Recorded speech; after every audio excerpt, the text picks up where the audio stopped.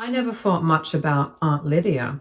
She was my mom's older sister, and while she was a quiet presence in the background of my life, we weren't close. To hear my parents tell it, she was the oddball of the family, aloof, eccentric, and stubbornly independent. Growing up, I only saw her at a few family gatherings. She wasn't warm or overly affectionate, but she wasn't unkind either. My parents claimed she had always favored them, showering them with lavish gifts and support whenever they needed it. They spoke of her like they had her wrapped around their little finger. So when Aunt Lydia passed away last month, I didn't expect to be involved in any meaningful way. I figured my parents would handle the arrangements and, as usual, boast about the inheritance they would receive. I didn't even attend the funeral. It was out of state and I couldn't afford the time off from work or the travel costs. Truth be told, I didn't feel much grief. How could I when she'd always been so distant? Imagine my shock when a letter arrived from her lawyer a week later. At first, I thought it was a mistake. The envelope was thick, stamped with an official seal and addressed to me. I opened it hesitantly, skimming through the legal jargon until my eyes landed on the part that made my stomach drop. Aunt Lydia had left her entire estate to me. Her entire estate. I read the words over and over, unable to believe it. There must have been some kind of error. Why would she leave anything to me, let alone everything? I was just her niece, someone she barely acknowledged. I wasn't even in her life. The only people she was close to, if you could call it that, were my parents. I called the lawyer immediately to clarify. He confirmed it without hesitation. My aunt had updated her will 5 years ago, naming me as the sole beneficiary. She had assets worth a small fortune, a paid-off house, substantial savings, investments, and a few personal items of significant value. He explained that she had left specific instructions for me to take my time and decide what to do with everything, but ultimately it was mine. For a moment, I felt paralyzed. This kind of thing didn't happen to people like me. I was a struggling 28-year-old working two part-time jobs just to stay afloat. My parents had never helped me financially or emotionally, and I'd spent most of my life feeling like an afterthought in my own family. Now suddenly I was holding a lifeline in my hands, one that could change everything. But the euphoria didn't last long. My parents found out almost immediately. It started with a phone call from my mom. She sounded chipper and almost giddy, asking how I was doing, whether I'd received any interesting news lately. I knew she already knew. I could feel it in her tone. I answered cautiously, admitting that I'd received a letter from Aunt Lydia's lawyer. Her response was instant. She laughed and said it was about time. Aunt Lydia got her affairs in order. She asked how much the estate was worth, already assuming I had no claim to it. And when I hesitated, she pressed harder, her voice turning sharp. She demanded to know what the lawyer had told me. I told her the truth. There was silence on the other end of the line, and she exploded. She accused me of lying, of trying to swindle the family out of what was rightfully theirs. My dad was yelling in the background, his voice muffled but furious.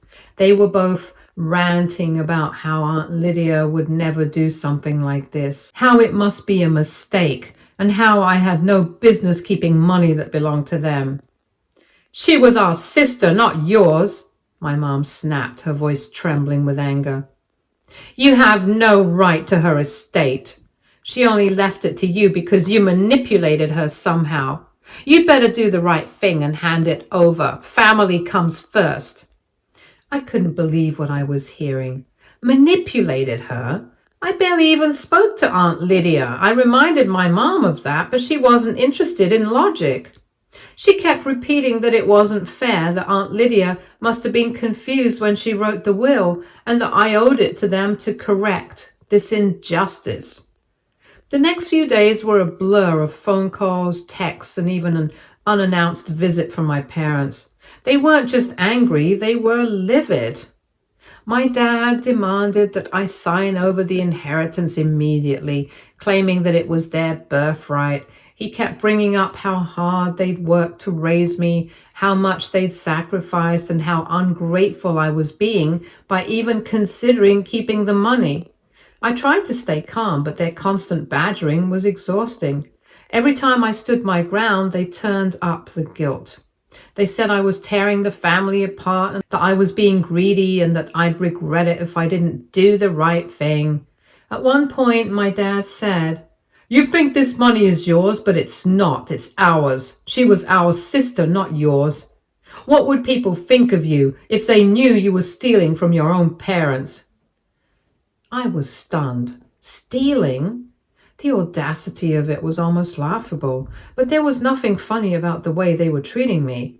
For the first time, I saw just how entitled and manipulative they could be. I didn't have the strength to argue anymore, so I told them I needed time to think. That wasn't good enough for them, but it was the only way to get them out of my apartment. After they left, I sat down and cried. Not because I felt guilty, because I didn't, but because I realized how little they valued me as a person. This inheritance wasn't just money, it was a chance for me to live a stable life.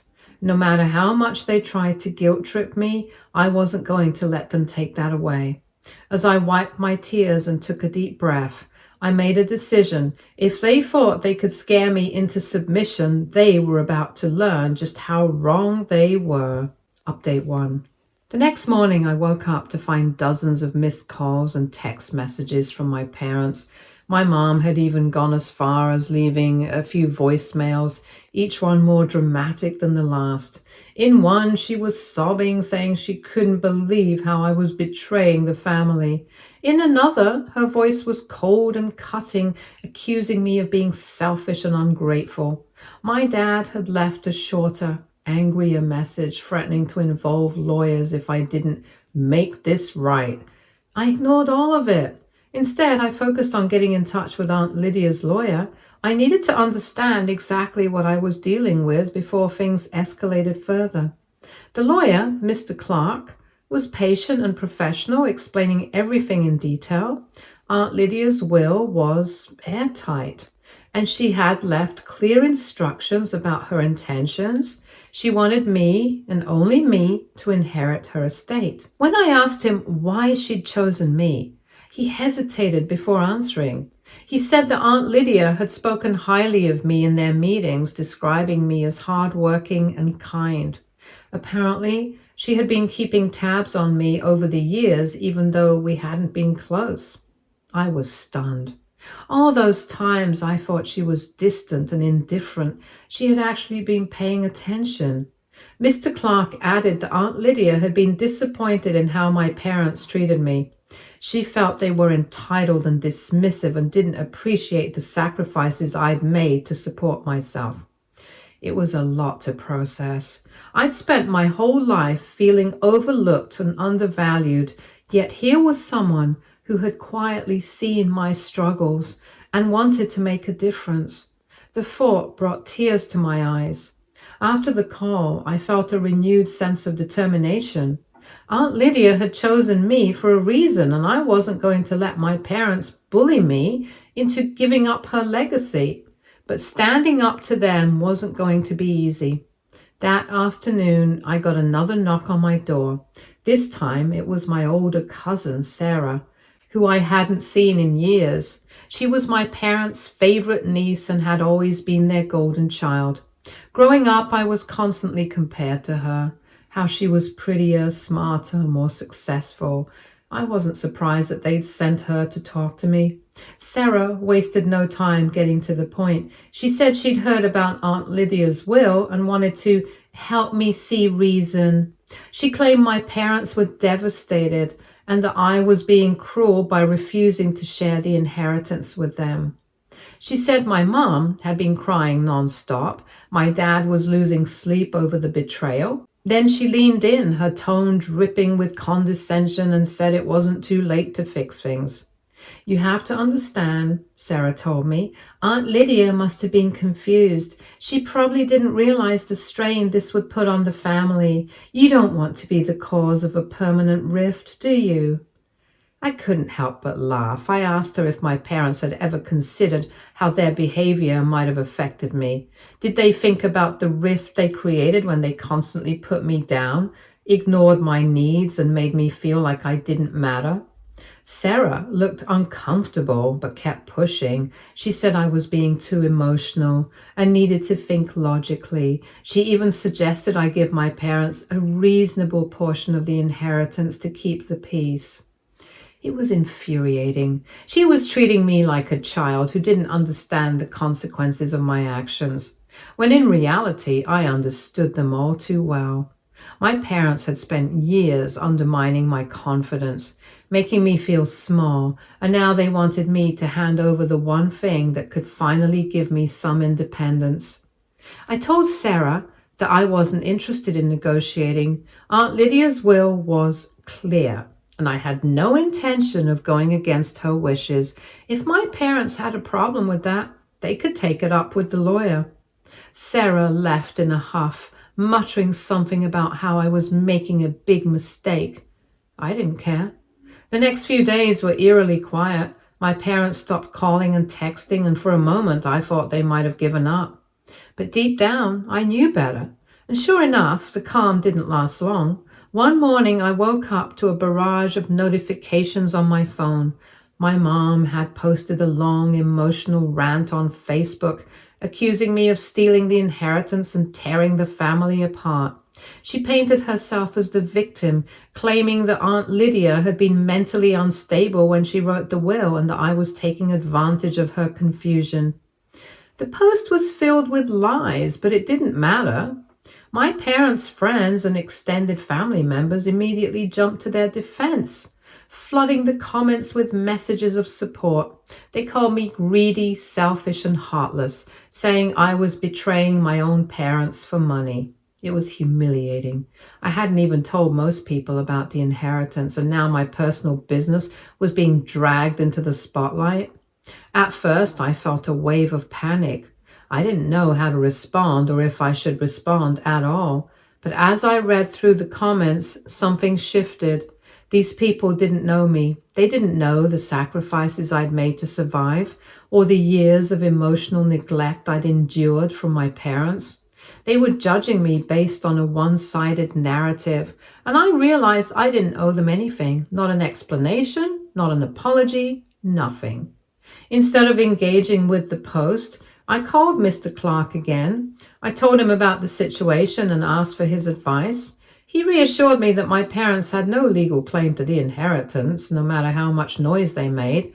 He also suggested that I document everything, every call, text, and visit, just in case they tried to escalate things further. His calm, practical approach helped me focus. I couldn't control what my parents said or did, but I could control how I responded. I decided to block my mom on Facebook and set my profile to private. I also reached out to a few close friends to let them know what was going on so they wouldn't be blindsided by the drama. Their support meant the world to me. The next time my parents tried to contact me, I was ready. I didn't answer their calls, but I sent them a text saying that any further communication would need to go through Mr. Clark. They didn't take it well. My dad sent a furious response accusing me of being disrespectful and threatening to cut me out of the family. My mom followed up with a tearful voicemail begging me to reconsider. But I wasn't going to budge. I was in control. Update 2. The fallout from my mother's Facebook tirade spiraled quickly. Friends I hadn't spoken to in years messaged me to ask what was going on, while distant relatives jumped into the fray to either criticize or support me. After some reflection, I realized that this was exactly what my parents wanted: control through humiliation. I refused to give them that satisfaction. After consulting with Mr. Clark, we decided to take action. He suggested filing a defamation suit against my parents, given the outright lies they had spread online. It wasn't about the money. Aunt Lydia's inheritance had left me more than secure, but about setting boundaries and making it clear that they couldn't bully me into submission. When I gave him the green light, Mr. Clark acted swiftly. A formal notice was sent to my parents outlining the defamatory statements they had made and demanding a public retraction and apology. If they refused, we would proceed to court. As expected, my parents were livid. My mother called me in hysterics, screaming about how I was destroying the family. My father left a scathing voicemail accusing me of being heartless and warning that I'd regret my actions. I didn't respond to either of them.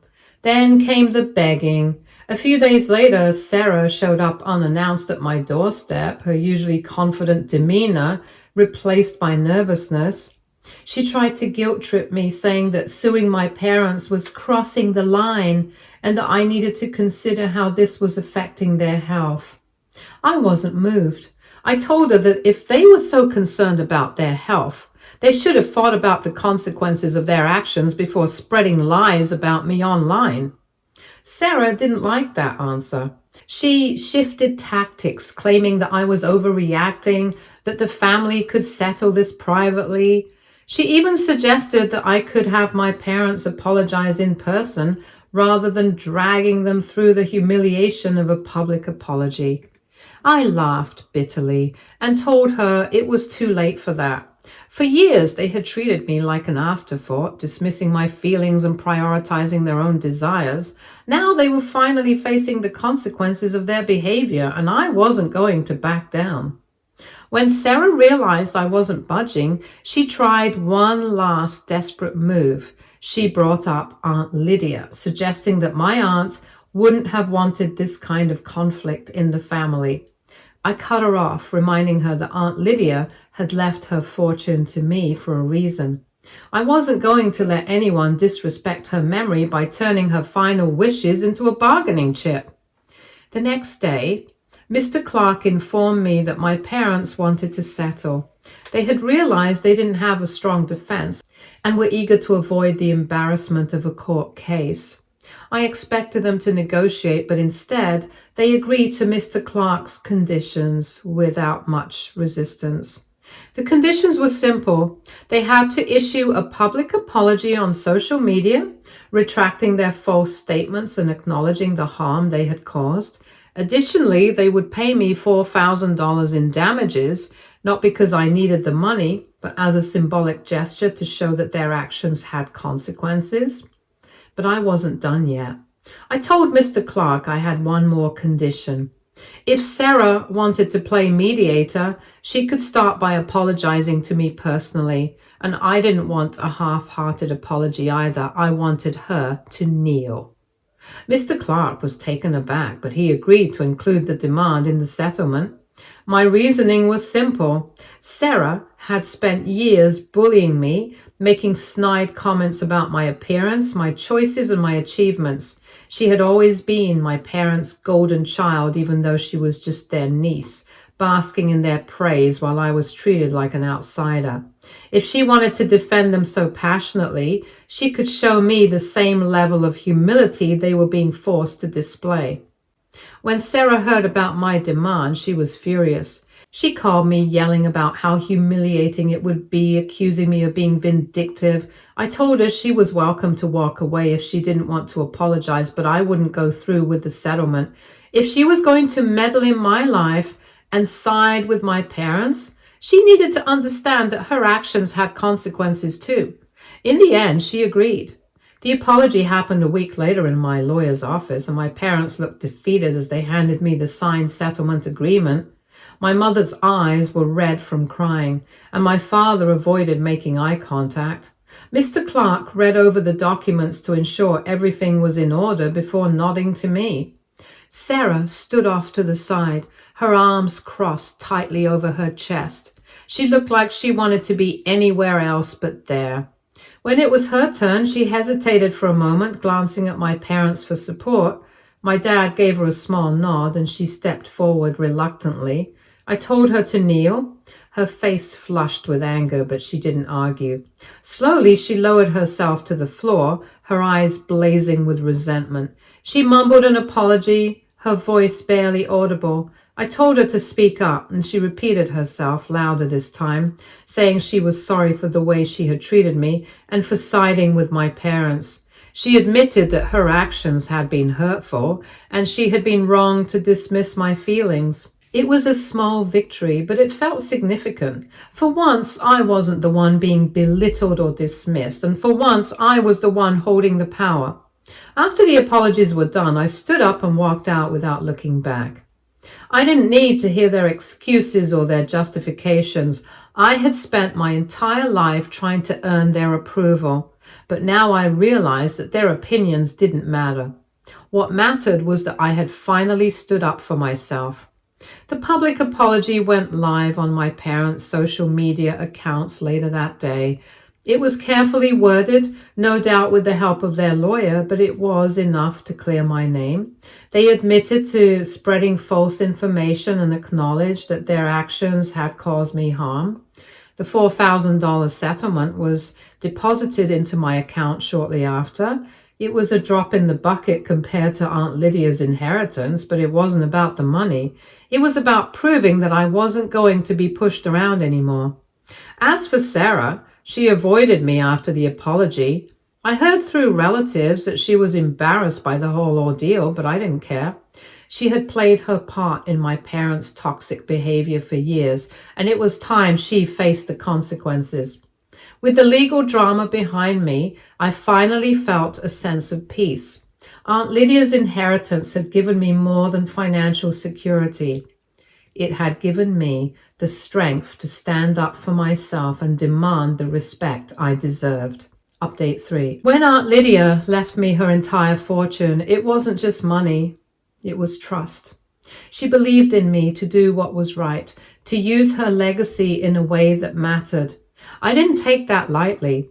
Aunt Lydia had been an eccentric, fiercely independent woman who valued integrity, loyalty, and family, qualities my parents never seemed to grasp.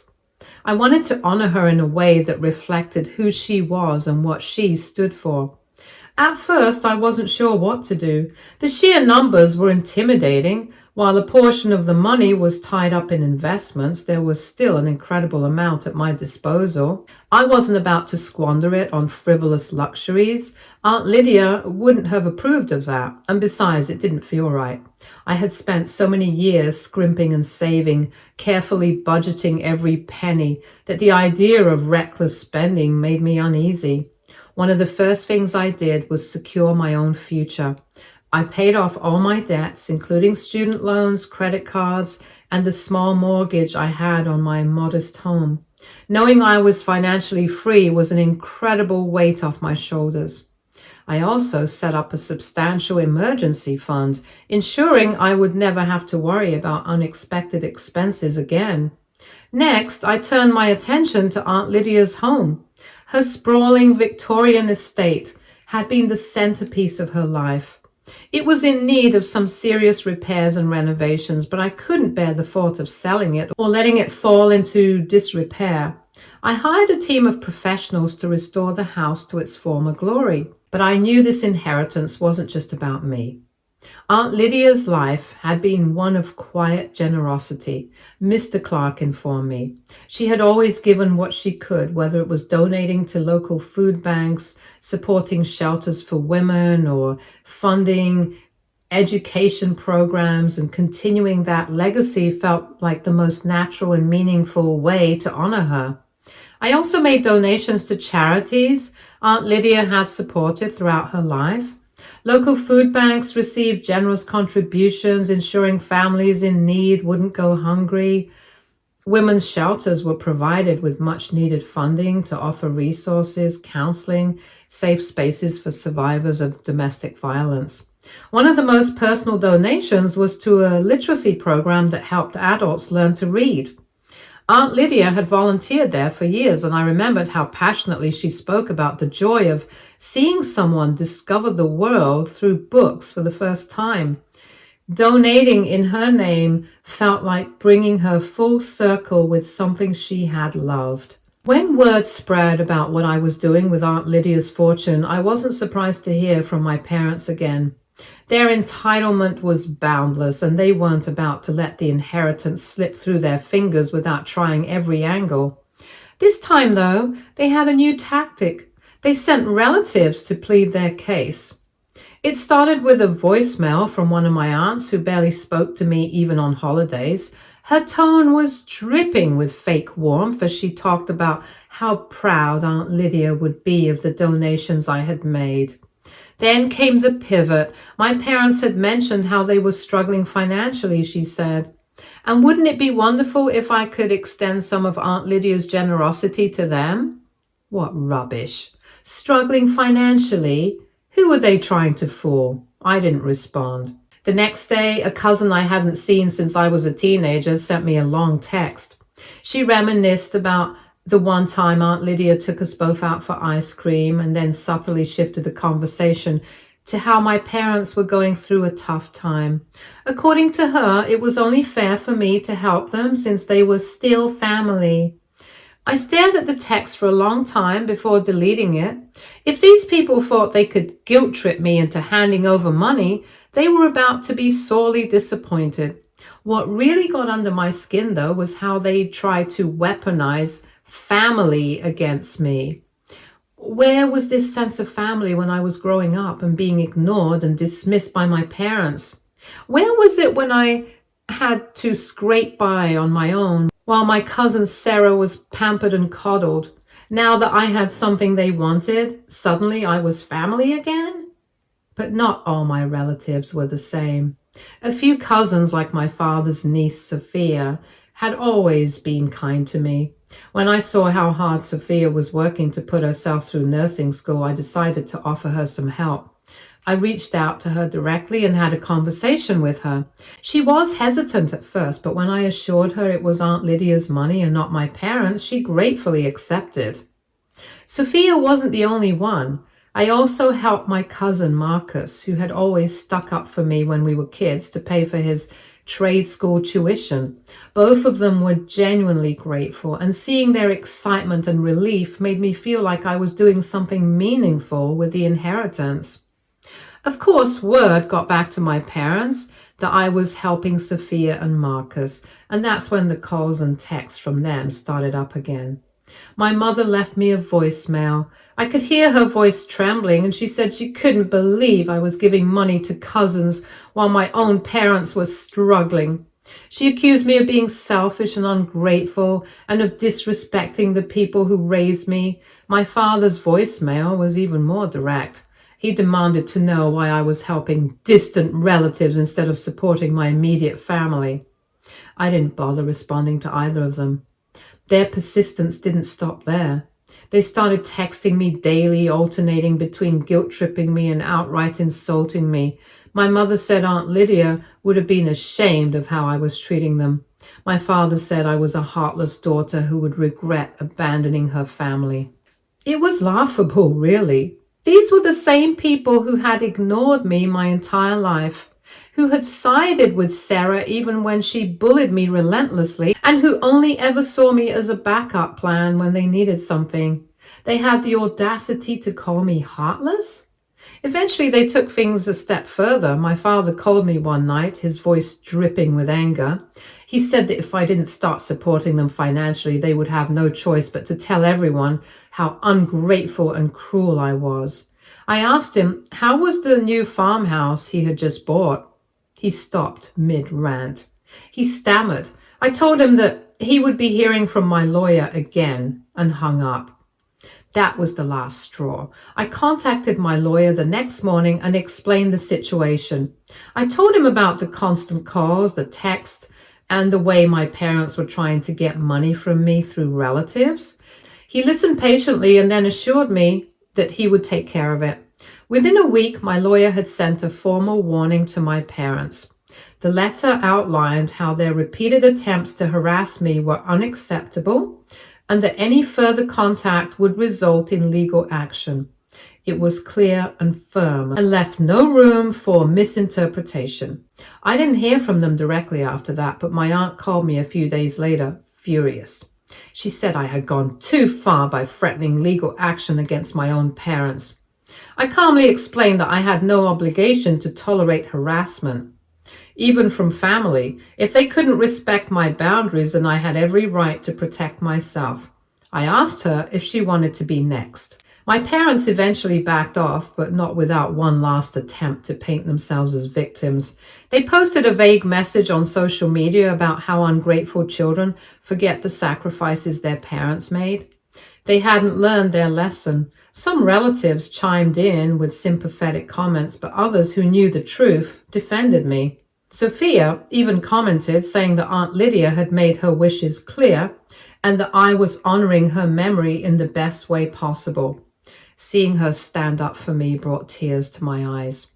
In the end, my parents' schemes amounted to nothing. They couldn't manipulate me into giving them what they wanted, and they couldn't tarnish my reputation among the people who mattered. I finally had the peace and freedom to live my life on my own terms without their toxic influence weighing me down. Stay tuned for more stories from our girl relationships.